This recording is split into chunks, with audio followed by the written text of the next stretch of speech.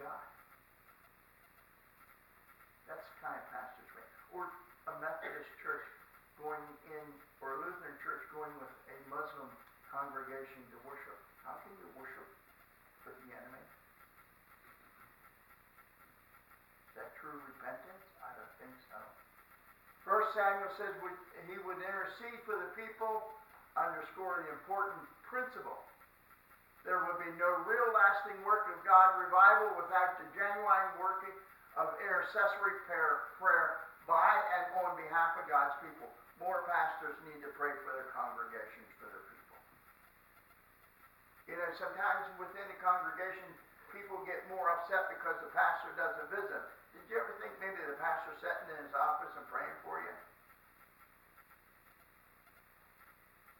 This morning, Jane walked in.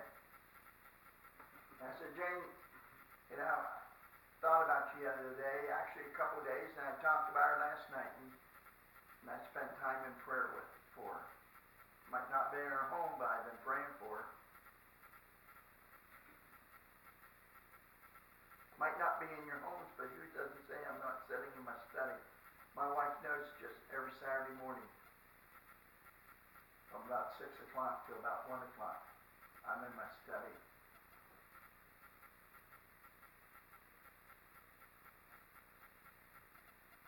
I'm doing more than sermon preparation. People in my prayers. How many of us really go before God in intercessory prayer for God's people? Matter of fact, this week I just talked to Lynn on the phone. Had prayer with him. Dr. A.T. Pearson once said, there has never been a spiritual awakening in any country or locality that did not begin with united prayer.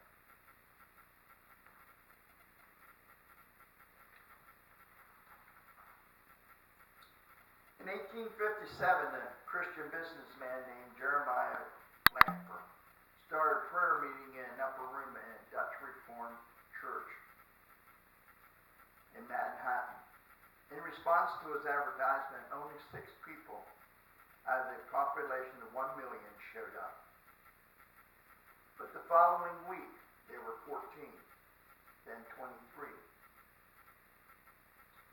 When it was decided to meet every day for prayer, by late winter, there were filling of the Dutch Reformed Church, then the Methodist Church on John Street, then the Trinity Episcopal Church on Broadway at Wall Street. In February and March of 1858, every church and public hall in downtown New York was filled.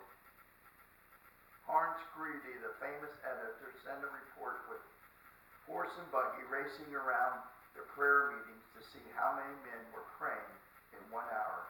He could get only to 12 meetings, but he counted 6,100 men attending. Then the landslide of prayer began, which overflowed to the churches in the evenings. People began to be converted, 10,000 a week in New York City alone. The movement spread throughout New England, the church bells bringing people to prayer at 8 in the morning. 12 noon, 6 in the evening, revival raced up the Hudson and down the Mohawk, where the Baptists, for example, had so many people to baptize that they went down to the river, cut a big hole in the ice, and baptized them in the cold water. When Baptists do that, they really are on fire.